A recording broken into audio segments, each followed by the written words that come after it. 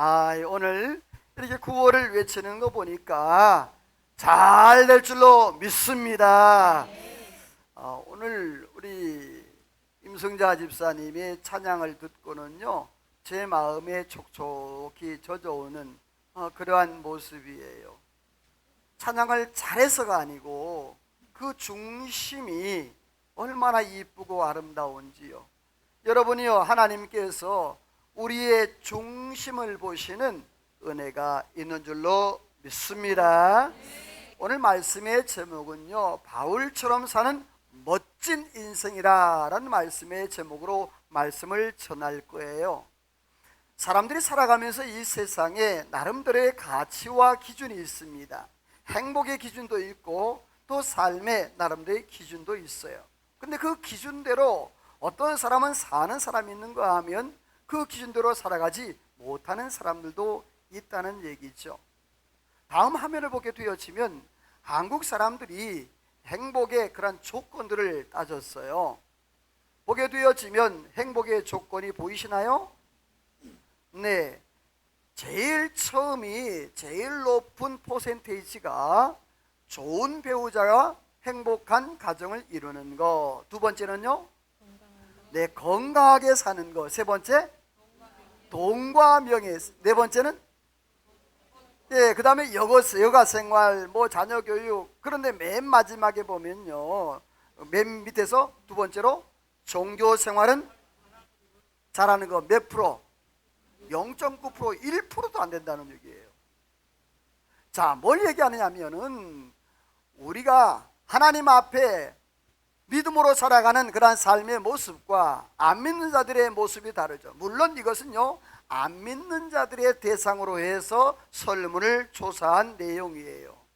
그런 내용 전체를 보게 되어지면 거의 대부분이 개인주의, 개인에 관한 그러한 내용들이 많이 있는 것을 보게 되어져요.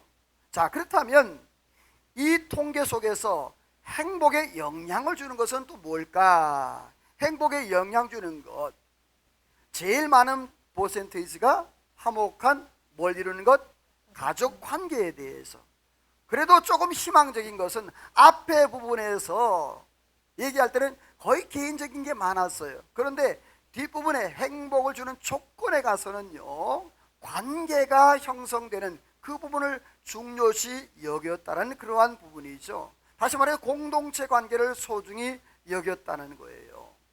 자, 그런데 그렇다면 그리스도인들은 행복의 조건을 어떻게 말하고 있을까? 참 고무적인 그러한 대답이 통계가 나왔어요. 제일 첫 번째가 뭐죠? 하나님과 관계에서 행복감을 느낀다. 이 말은 뭐냐면 내가 하나님 앞에 예배하고 하나님 앞에 기도하고 하나님과의 영적인 관계를 맺을 때 행복하다. 아까는 여러분들이요, 개인의 삶에서는 내가 뭔가 이루었을 때, 그렇죠? 그랬을 때 행복이 넘쳤어요. 그런데 개인적이었다면 오늘 성경 또 오늘 본문에 보게 되어지면 바울 사도도 고백을 했습니다마는 그리스도인의 삶은 하나님과 나와의 그런 영적인 관계를 맺을 때에 가장 행복하다는 거죠. 사랑하는 성도 여러분, 오늘 저와 여러분의 삶이 우리의 모든 삶 가운데서 이러한 은혜를 누리며 살아가기를 주님의 이름으로 소원합니다. 중요한 것은요, 오늘날 많은 그리스도인들이 세상의 지탄을 받는 그리스도인들도 있고요, 또 기대에 미치지 못해서 영적 영향을 미치지 못하고 살아가는 그런 사람도 많아요. 손가락질을 듣죠. 왜 그러냐 하면 기준이 세상 사람과 그리스도인과 같기 때문에 그래요. 우리가 공부 열심히 해서 좋은 직장 가고 돈 열심히 벌어서 좋은 차, 좋은 집, 많은 사람들의 자녀들에게 많은 걸 물려주고 이것 갖고 우리가 그렇게 산다 그러면 세상 사람과 믿는 사람과 다를 바가 뭐 있어요? 똑같지 않습니까? 따라서 합시다. 이제는 변해야 한다. 자, 옆에 인사합시다. 이제는 변하기를 소망합니다. 혹이라도 여러분이요, 우리가 이렇게 통계상에서 하나님과의 그런 만남의 관계가 너무너무 중요하고 행복하다고 그랬지만, 그러나 우리의 삶 가운데 그렇지 못하는 부분들이 있을 수 있다는 말입니다. 여러분이 혹이라도 예수 그리스도의 십자가가 세상 것보다 못한 것처럼 예수 그리스도의 하나님의 은혜가 세상 것보다 못한 것처럼 그렇게 느끼고 있다면 여러분이요, 우리의 영에 예수 그리스도의 보혈이 다시 한번 흘러넘치기를 주님의 이름으로 소원합니다. 이게 회복이 되어져야 돼요. 원초적인 복음의 역사가, 원초적인 복음의 능력이 회복되지 못한다면 우리의 삶에 영적인 영향력을 미칠 수 없다라는 거예요. 저는 요즘 하나님 앞에 새벽에 기도할 때마다 회개를 많이 해요. 어떤 회개를 합니까? 하나님, 우리 중부제일교는 행복한 교회, 좋은 교회, 사랑이 많은 교회, 할렐루야, 이렇게 외침에도 불구하고 제가 제대로 가르치지 못한 부분들이 많다라는 거예요. 기도가 부족해요. 전도가 부족해요. 연말이 되어지면 일꾼을 세워야 되는데 일꾼 세우기가 많지가 않다는 거예요, 사람들이. 물론 우리 교회는요, 제가 전화를 하고 부탁을 하면 싫다고 하는 분이 별로 없어요. 감사하게도. 근데 혹이라도 그런 분들이 계시죠. 목사님, 기도해 볼게요. 그런 얘기를 해요. 그러면 저는 뭐라고 대답하죠? 기도는 내가 다 했습니다. 그렇게 얘기를 하지요. 야, 뭐냐면 여러분, 우리가 이 땅에 살아가면서 하나님 앞에 소망을 두고 하나님 앞에 바라봐야 되는데, 그런데 요즘에 제 생각에는요, 그런 모습이 있는 거예요. 지난 주간에 하나님 앞에 제가 또 혈기를 부리는 그런 모습도 있어서 참 안타까운 그런 마음을 갖기도 했었어요. 그러한 모습들을 보면서 참 내가 하나님 앞에 아직도 모자란 그런 부분이 있구나라는 것을 깨달으면서, 아, 내가 어디까지 내가 하나님 앞에 또 죽고 또 죽여야 되는가? 나도 이렇게 잘 안 되는데 우리 성도들은 이 세상에 살아가면서 얼마나 어려울까? 사랑하는 성도 여러분, 힘들고 어려운 그러한 삶, 내가 믿음으로 살려고 노력하고 발버둥 치지만 잘 안 되는 그런 부분이 있지만, 여러분들이요, 그래도 끝까지 믿음으로 살아가기를 주의 이름으로 소원합니다. 오늘 바울 사도는요, 정말 멋진 인생을 살았던 사람이에요. 그 바울 사도, 과연 이 바울 사도가 어떤 삶을 살았을까요? 자, 바울은 어떻게 살겠을까? 이 바울 사도는 고향이 길리기아 타소예요. 그래서 어릴 때에 예루살렘에 올라와서 유대 교육을 받아요. 율법 교육을 받고요. 그래서 가마리엘 문화생이 됩니다. 다시 말해서 오늘날 얘기하면 거의 서울대학교 수제자급으로 수석에 있을 정도로 이 바울 사도가 그렇게 훈련을 받아요. 옛날에는요, 1대1의 그런 교육이었어요. 그리고 바리새인의 율법에 대한 이 모든 교육을 다 마스터합니다. 그리고 사내들인 공회의 회원으로서 오늘날 말하는 국회의원과 똑같은 그런 지위를 가진 거예요. 굉장히 세상적으로는 굉장히 알려졌고 또 유망주였습니다. 그리고 바울 사도는요, 이름이 두 개였어요. 하나는 히브리식 이름으로 사울, 또 하나는 이 로마식으로 바울. 바울 사도는 로마 시민권이 있었어요. 많은 사람이 그때 당시에 로마 시민권을 얻기 위해서 돈 보따리를 싸들고 다녔어요. 그래서 막 이렇게 그 고위 관직들에게 돈을 줘가지고 그 시민권을 살려고. 그런데 바울 사도는요, 태어나면서부터 로마 시민권자였어요. 그러니까 그 모든 삶의 보장들이 다 이미 끝이 난 거예요. 그런데 바울 사도의 삶이 사도행전 9장에서 박살이 났어요. 그동안 쌓아왔던 그러한 모든 이력과 모든 커리어들이 사도행전 9장 다메섹 도상에서 주님을 만남으로 그 모든 것들을 따라서 합시다. 나는 이전에 모든 것은 배설물로 여긴다. 자, 배설물로 여긴다는 말은 뭡니까? 그동안 쌓아왔던 그 모든 이력과 커리어들을 다 나는 그냥 생각하지 않는다는 거죠. 바울 사도의 삶이 그렇게 살았습니다. 아주 엄청난 그런 위대한 믿음의 삶을 살았는데, 바울 사도가 그렇게 다메섹 도상에서 변화된 나이가 33살 때예요. 예수님께서 이제 공생의 마지막 시기를 보내는 그런 나이와 비슷하시죠? 33살 때에 부름을 받고 아라비아 광야에서 3년 동안 기도를 해요. 하나님의 은혜를 기억하면서 금식하며 기도하면서, 그래서 바울 사도가 1차 전도 여행을 떠났는데 사도행전 13장 1절에 안디옥 교회에서 파송을 받아서 44살 때에 선교사로 파송을 받아요.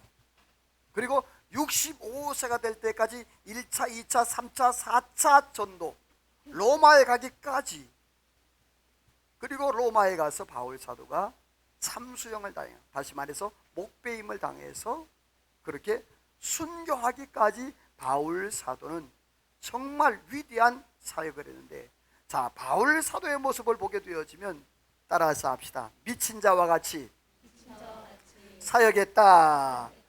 자, 빨간색만 읽어볼게요. 시작.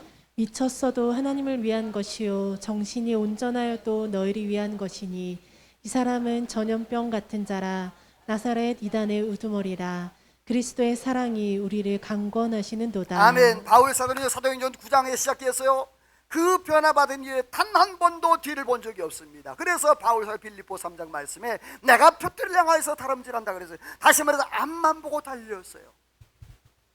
그런데 그가요 이렇게 고백을 하죠. 내가 미쳤어도 하나님을 위한 것이요 언제라도 너희를 위한 것이다. 바울 사도가요 미친 사람처럼 벨릭스 앞에서 네가 미쳤도다, 벨릭스가 그렇게 얘기를 했어요. 네가 많은 지식으로 인하여서, 네가 많은 풍부한 경험으로 인하여서 네가 미쳤도다. 예수님을 전하니까 그렇게 시행함을 받았는데, 그 뒤에 보게 되어지면 사도행전 24장 5절 말씀에 보면 이 사람은 무엇과 같다? 전염병과 같다. 대제사장들과 유대인들이 벨릭스 앞에 와서 얘기를 하는 거예요. 이 사람은요 전염병 같은 사람이에요. 이 사람하고 한번 딱 만나기만 하면 변화를 받아서 예수님을 믿게 된다는 거예요. 여러분, 오늘 저와 여러분에게도 이러한 은혜가 있기를 주님의 이름으로 소원합니다. 나하고 만나서 얘기만 하고 밥 한 끼만 먹으면 그 사람 예수 믿는다는 거예요. 아멘도 안 하는 거 봐요. 할렐루야. 이러한 은혜가 있기를 소원합니다. 예. 제가 팁을 하나 드릴게요. 혹시 남편이 교회를 안 나오시걸랑 저하고 식사 자리를 몇 번을 하게 하세요. 그러면 그분은 반드시 교회 나옵니다. 아멘을 하라니까. 할렐루야. 우리 교회에 그런 분들이 여러 분 계세요. 사랑하는 성도, 이 바울 사도는 그렇게 전염병처럼 예수님을 증거하고 미친 듯이 예수님을 증거했던 그러한 사람이었습니다. 근데 중요한 것은요, 왜 그렇게 됐을까? 오늘 5장 14절 말씀에 보면 그리스도의 사랑이 우리를 뭐한다?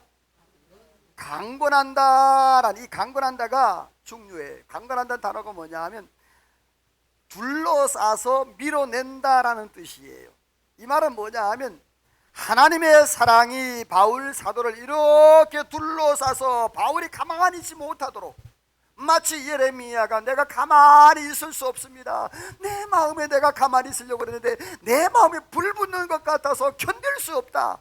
여러분들이요, 오늘 바울 사도가 그렇게 외쳤던 것처럼, 예레미야가 그렇게 외쳤던 것처럼 오늘 저와 여러분들이요 복음의 나팔수로 하나님의 놀라운 능력으로 복음을 증거하며 하나님의 영광 돌릴 수 있는 귀한 삶을 살아가기를 주님의 이름으로 소원합니다. 이 말은 빠져나올 수 없는 그런 상황을 얘기하는 거예요. 그리스도의 사랑에 쌓였다는 거죠. 그래서 바울 사도가 미친 듯이 복음을 전했어요. 두 번째로는요, 생명을 아끼지 않고 사역했어요. 바울 사도는 최선을 다하는 삶으로 끝나지 않고, 따라서 합시다. 죽기 살기로. 우리 그러죠? 나 최선을 다했어 그러죠? 이 말은 내가 더 할 수 있는 게 있다 없다? 없다라는 얘기죠. 근데 바울 사도는 최선에서 멈추지 않았어요. 우리 성경 같이 읽어볼까요? 빨간색만 시작.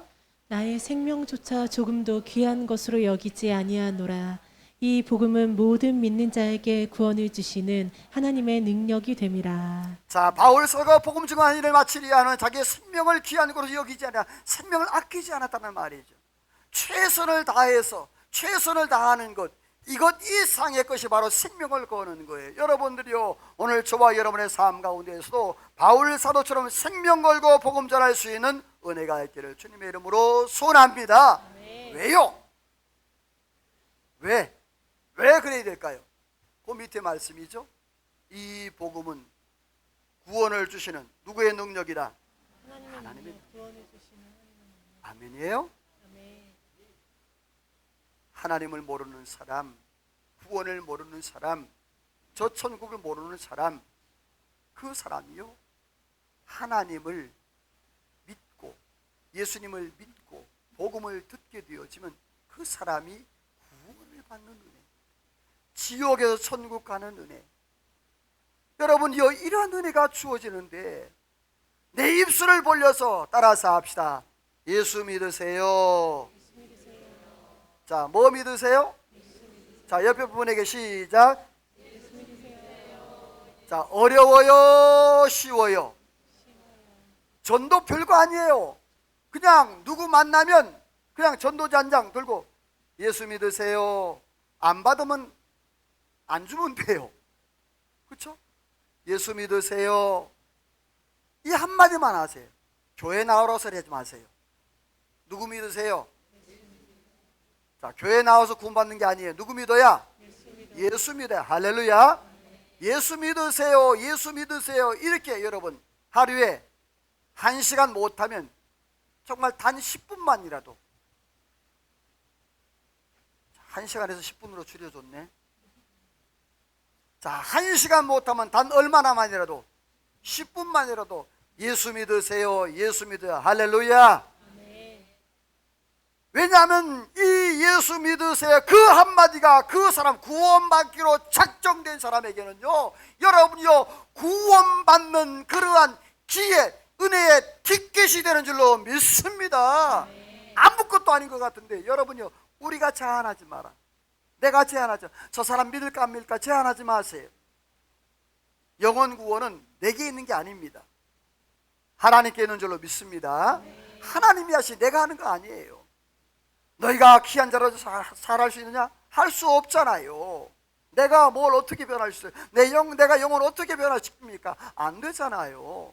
사람을 어떻게 변화시켜요? 안 되잖아요. 나도 내 자신을 모르는데, 나도 내 자신을 못하는데 어떻게 다른 사람을. 여러분요, 전도는요, 예수 믿으세요. 예수 믿으세요. 예수 믿으세요. 여러분요, 이렇게 하면 하나님 성령께서 믿기로 작정된 자는 그 사람의 마음을 움직이는 줄로 믿습니다. 그렇습니다. 바울 사도가 그 복음을 부끄러워하지 아니하고 수많은 고난과 아픔을 경험을 했는데 이렇게 고백을 해요. 바울은요, 빨간색만 시작. 돌로 바울을 쳐서 죽은 줄로 알고 시외로 끌어내치니라. 내가 옥에 갇히기도 매도 수없이 맞고 여러 번 죽을 뻔하였으니. 자, 바울 사도는요, 복음을 전하다가 돌에 맞았는데 사람들이요, 죽은 줄 알고 성 밖에 갖다 버렸어. 그런데 다행히 바울이 안 죽고 살았어요. 그런데 다음에 또 그 성이 또 들어가요. 근데 바울 사도가 복음을 전하다가 고린도후서 11장에 보면요, 내가 옥에 갇히고 매도 맞고 여러 번 죽을 뻔했다. 또 40의 강한 매를 내가 5번이나 맞았다. 태장을 3번이나 맞고 한 번 돌에 맞아 죽었다 살아났다. 그리고 내가 자지 못하고 줄이고 목마르고 굶고 헐벗고 춥고 이런 모든 상황들을 자기가 경험했다라고 그렇게 고백을 하고 있어요. 이 모든 모습을 보게 되어 바울 사도는요, 어떻게 보면 복음을 전하는데 인간 취급을 못 받은 거예요. 사람 취급을. 여러분, 바울 사도 어떤 사람입니까?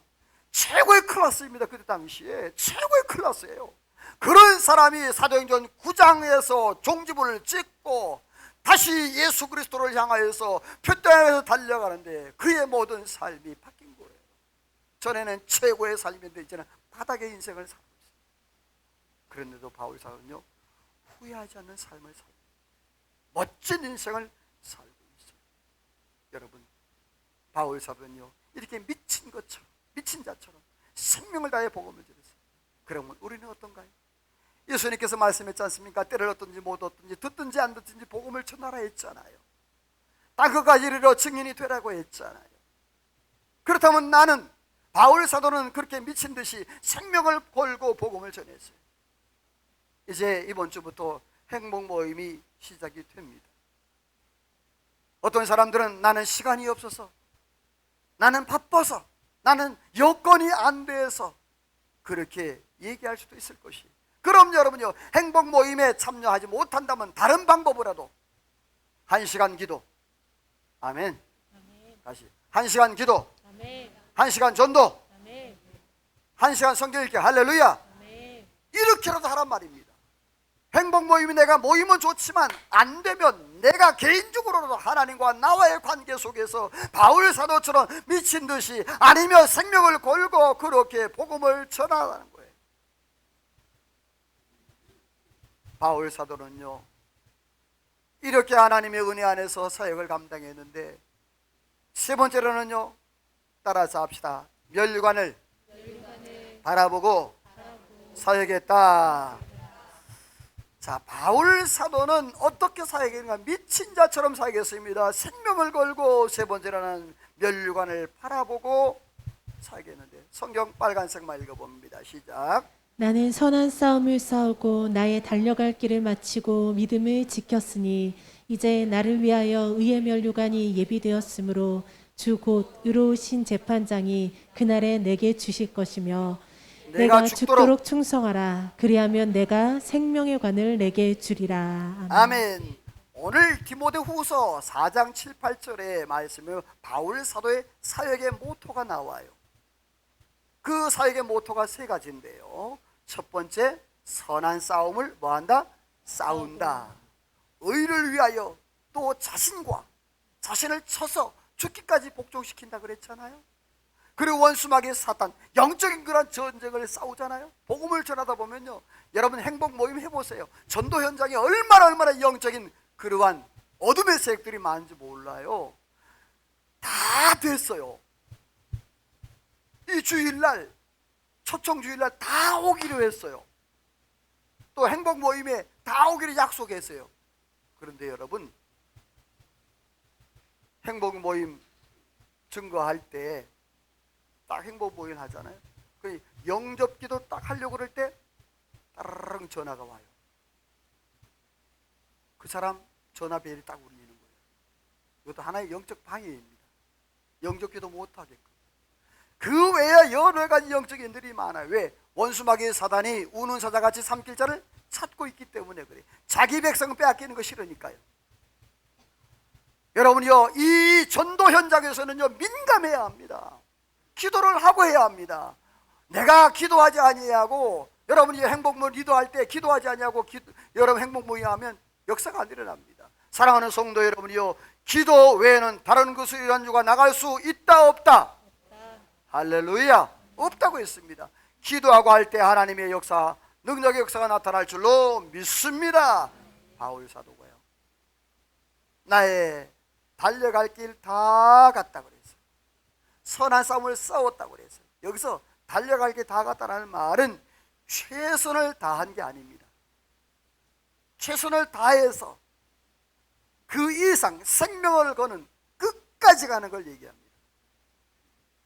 그리고 믿음을 지켰다는 말입니다. 이 말은 원칙을 지켰다는 말이에요. 여러분, 중요해요. 복음을 전하는데 원칙이 있어야 합니다. 분명한 원칙. 예수 그리스도는 우리의 구세주요 생명인 줄로 믿습니다. 예수 믿어야 구원 받습니다. 이게 원칙이 있어야 합니다. 예수 믿게 되어 좀 변화가 일어납니다. 예수 믿는데 술 먹어도 돼. 물론 처음부터 술 안 먹어야 됩니다, 이렇게 하지 말고 원칙이 깨지면 안 돼요.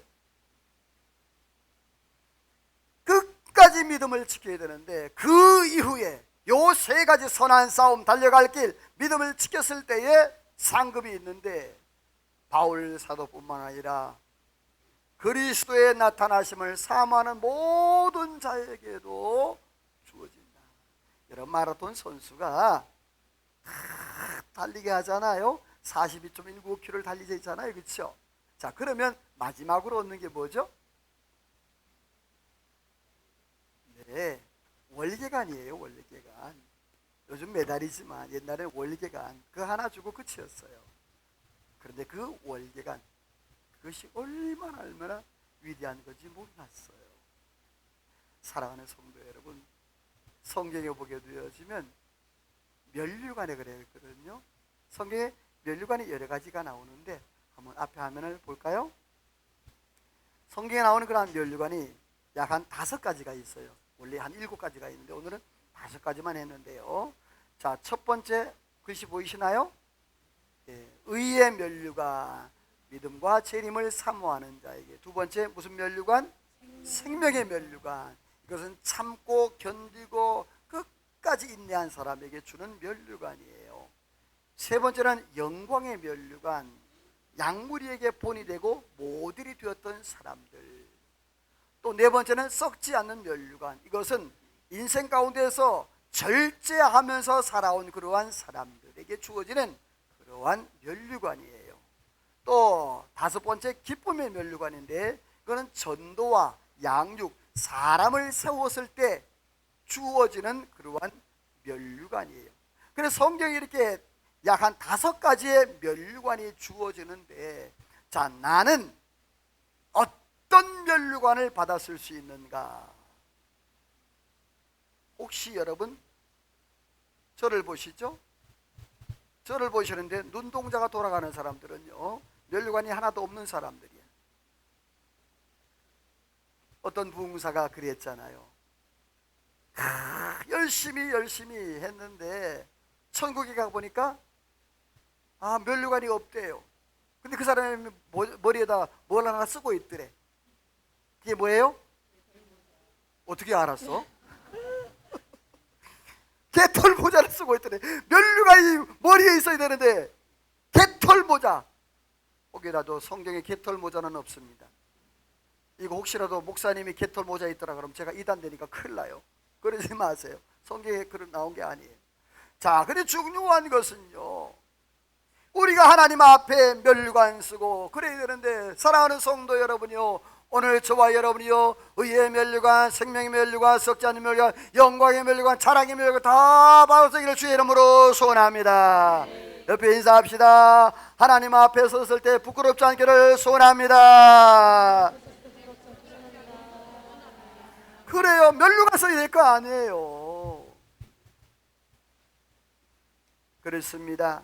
아직 기회가 있습니다. 포도원 지기가 그러잖아요. 주인 와서 다 포도나무 베겠다 그러니까 한 번만 더, 한 해만 더 기회를 달라고, 1년만 더 기회를 달라고. 여러분, 아직까지 우리 인생에 남은 생애가 있습니다. 여러분, 열심히 일을 내서 하나님 앞에 섰을 때 우리 모든 성도님을 다 하나님 앞에 영광 돌리고 면류관 받아 쓰기를 주의 이름으로 소원합니다. 그렇습니다. 바울 사도는 이렇게 미친 자처럼 사역했으며 생명을 걸고 면류관을 바라보고 그렇게 사역했는데, 이 바울 사도는 영적 자존감이 대단히 높은 사람이었어요. 바울 사도가 영적 자존감, 이 자존감이라는 말은 자아 존중감이라는 말의 줄임말이에요. 다시 말해서 자신의 가치를 알고 세상의 그 누구와 비교할 수 있는, 따라서 합시다. 나는 유일한 나. 자, 70억 인구 중에 나는 누구야? 한 사람밖에 없는 거야. 아멘이에요? 아멘. 나는 나예요. 여러분, 개그우먼 중에서 그 오나미 씨라고 있어요. 그렇죠? 오나미 씨가 이뻐요, 덜 이뻐요? 개인 인식 공격 안 했습니다. 이뻐요, 덜 이뻐요? 근데 오나미 씨가 인터뷰를 했는데 그런 고백을 했대요. 나는 지금까지 내가 못생겼다고 생각한 적이 단 한 번도 없다. 우와. 자, 우리가 평가할 때, 객관적으로 평가할 때 이뻐요, 누가 덜 이뻐요? 근데 본인은 뭐라 그래? 나는 단 한 번도 못생겼다고 생각해 본 적이 없어요. 굉장한 자존감이죠. 자, 잘 들으세요. 나는 정말 멋있고 나는 정말 이쁘다라고 생각하는 손 들어봐요. 내려요. 아유, 그래도 2부에는 몇 사람 드네. 1부에는 나밖에 없더라고. 사랑하는 성도 여러분, 이게 자존감이에요. 자존감이 낮은 사람은요, 쉽게 낙심해요. 잘 포기해요. 특별히 잘 삐져요. 자존감이 나오죠. 그리고 끝까지 뭔가 이뤄내지를 못해요. 시작하다가 포기하고 시작하다 포기하고. 여러분, 그 사람의 인생을 돌아보면 뭔가 이뤄낸 게 없어요. 자, 그렇다면 이 자존감을 높이는 10가지 방법이 나와요. 보이시나요? 자, 시작. 자신을 가장 높은 우선순위에 둬라. 자신의 실수를 인정하라. 옳다고 생각하는 대로 행동하라. 긍정적인 생각으로 머리를 채워라. 자기 자신의 적이 되지 말라. 누구도 자신의 영혼을 낙담시키지 않게 하라. 공포감을 진정시켜라. 비판을 무시하지 마라. 상황을 쳐다보지 마라. 자, 중요한 것은 뭐냐 하면 내가 나 자신을 인정하는 게 중요해요. 자, 거기 보게 되어지면 6번째, 자기 자신의 뭐가 되지 말라? 적이 되지 말라. 이게 중요합니다. 굉장히 중요해요. 나는 나로서 하나님이 나를 이렇게 지었고 이런 모습으로 얼굴이 크면 크되 좀 키가 크면 큰 사람, 키가 좀 덜 큰 사람은 덜 큰 사람, 좀 몸매가 좀 좋은 사람은 좋은 사람대로, 좀 몸매가 좀 덜 좋은 사람은 덜 좋은 사람대로. 자, 나는 나인 거예요. 세상에 그 누구도 나 같은 사람은 없는 거예요. 여러분이요, 오늘 저와 여러분이 영적인 자존감, 육체적인 자존감, 우리 모든 삶의 자존감이 높아지기를 주님의 이름으로 소원합니다. 나 자신을 내가 인정해줘야지. 오나미 얘기를 들어보세요. 말씀도 아니지만 난 그 말을 들을 때 딱 진리 같았어요. 자기 스스로 한 번도 못생겼다고 생각해 본 적이 없잖아요. 근데 제가 볼 때 참 못생겼거든요. 제가 사진을 가져 나오려다가 인신공격 될 것 같아가지고 유튜브 방송 되니까 혹시 오나미가 볼 일은 없지만 볼까봐 가져 나오지 못. 여러분 한번 오늘 집에 가서 유튜브로 한번 오나미 한번 사진 한번 인터넷 찾아보세요. 여러분보다 이쁜지 안 이쁜지.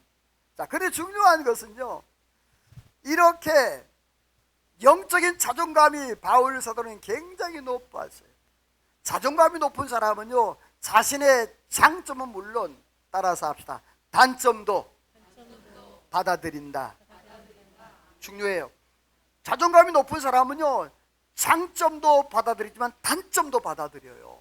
그래서 장점은 더 열심히, 단점은 열심히 보완해 가는 거예요. 이게 자존감이 높은 사람. 두 번째, 상대방을 존중하고 공감하는 능력이 뛰어나는 거예요. 나만 막 높다는 것이 아니라 상대방이 또 항상 긍정적이고 다른 사람과 비교하지 말고 다른 사람과 나는 다르다는 것을 이해하는 그러한 삶인데, 자, 바울은 과연 어떤 자존감이 있었을까요? 우리 빨간색만 읽어봅니다. 시작. 우리가 하나님과 함께 일하는 자로서 하나님의 비밀에 맡은 자로 여길지어다. 내게 주신 은혜의 선물을 따라 내가 일꾼이 되었노라. 자, 바울 사도는요, 나는 누구와 일하는 자다?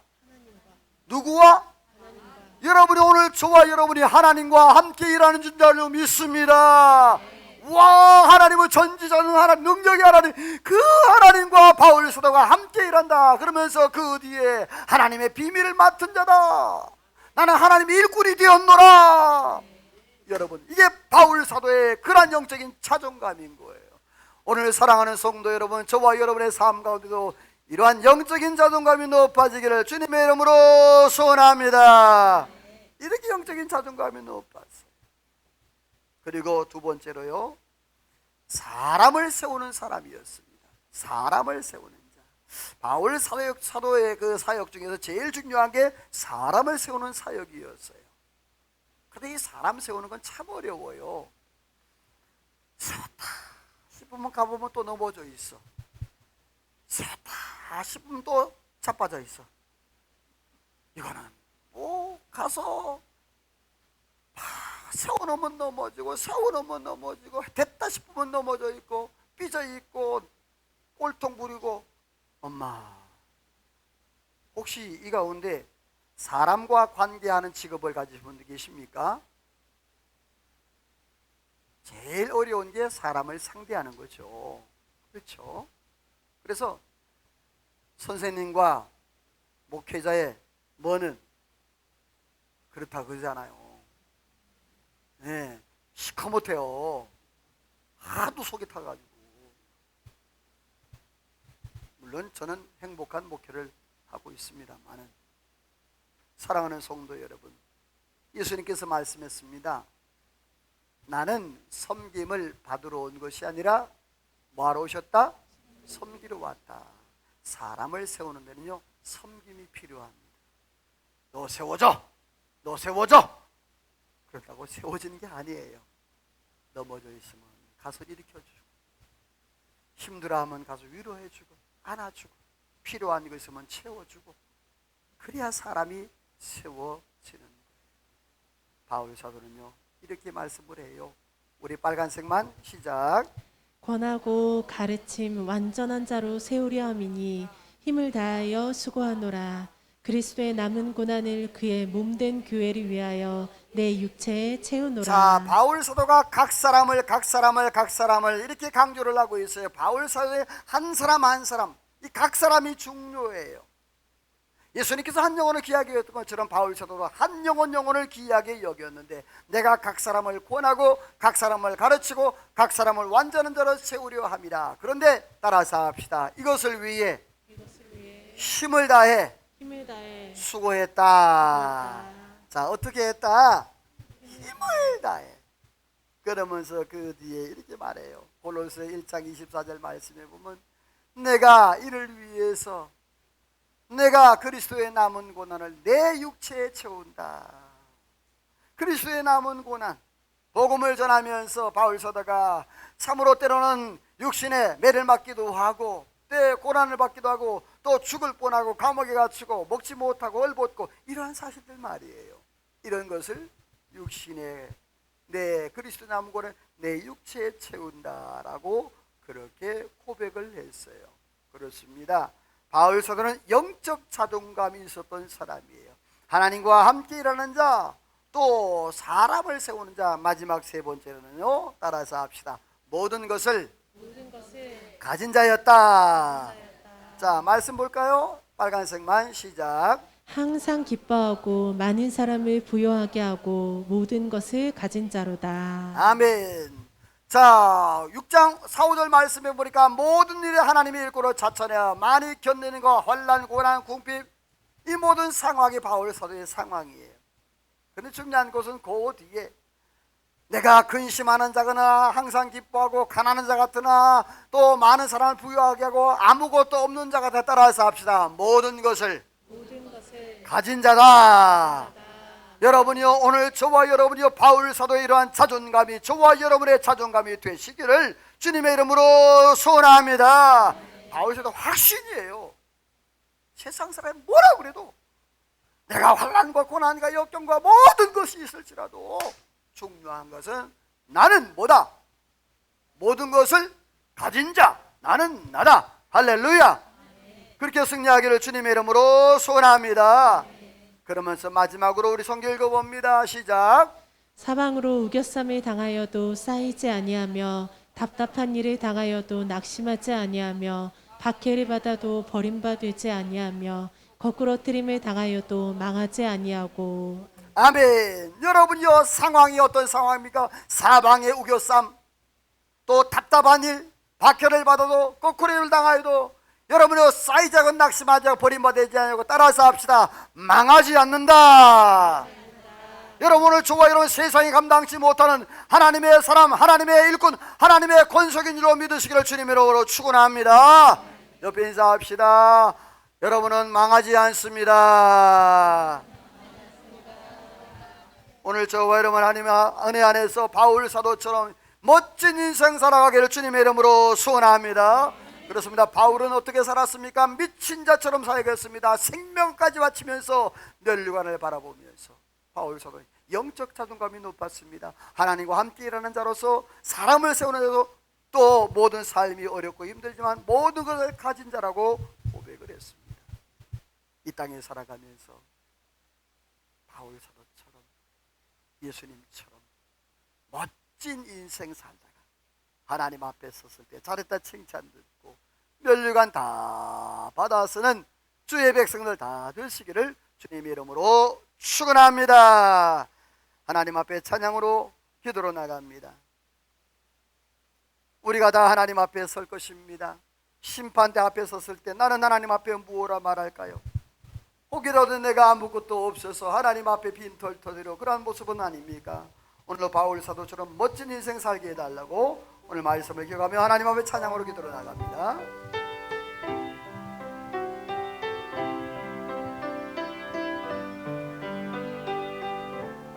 나전에처럼 아멘.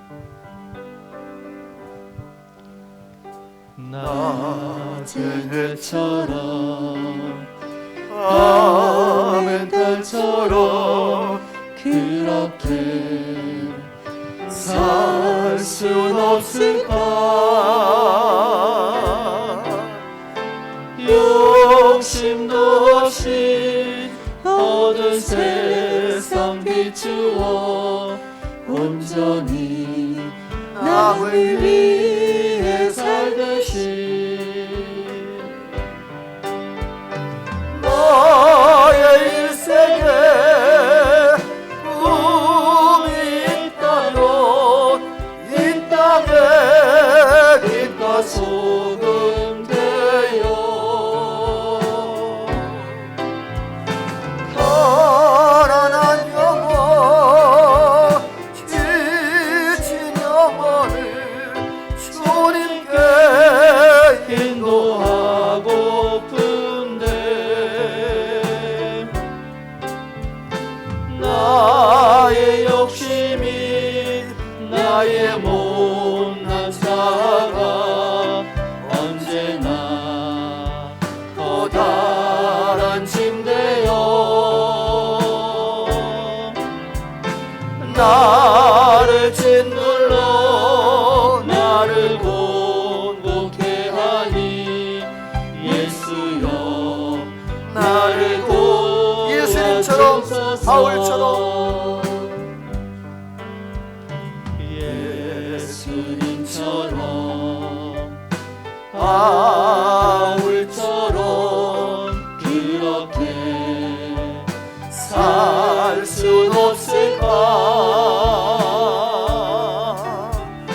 남을 위하여 당신들의 온몸을 온전히 버리셨던 것처럼 주의 사랑은 주의 사랑을 베푸는 사랑 값없이 거저주는 사랑 그러나 나는 주는 것보다 받는 것 더욱 좋아하리 나의 입술을 주님 닮은 듯하다 내 맘은 아직도 좋아요 아들 사랑만 계수하고 있으니 예수여 나를 도와주소서 예수여 나를 도와주소서. 아멘. 예수여 나를 도와주소서. 기도합니다. 거룩한 거룩하신 아버지 하나님, 그렇습니다. 오늘 하나님, 저희들 예수님처럼 바울처럼 그러한 삶을 살기를 소원하는데, 하나님이여, 바울이 멋진 인생을 살았던 것처럼 하나님이여, 저희 땅에 살아가면서 영적 자존감을 가지고 하나님이여, 멋진 인생 살아 하나님 앞에 섰을 때 부끄럽지 아니하고 의의 면류관, 상급의 면류관, 생명의 면류관 다 받아 영광 돌리고 하나님 앞에 잘했다 칭찬 들을 수 있는 은혜가 있게 하여 주옵소서.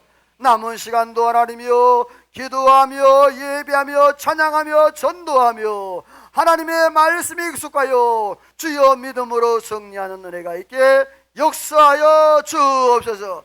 미사옵고 예수님의 이름으로 기도하오며 하나님의 축복을 받습니다. 지금은 우리 구주 예수 그리스도의 은혜와 하나님 아버지의 그 크신 사랑하심과 성령의 감동감화 충만 역사 인도 축복하심의 은혜가 오늘도 말씀을 듣고 참으로 이 바울처럼 멋진 인생을 살기로 마음에 다짐하고 돌아가는 이전에 모든 성도들과 저들 가정하는 모든과 나라 민족과 온 교회 위에, 우리 중부제일교회 위에 이제로부터 영원토록 함께 있을지어다. 아멘.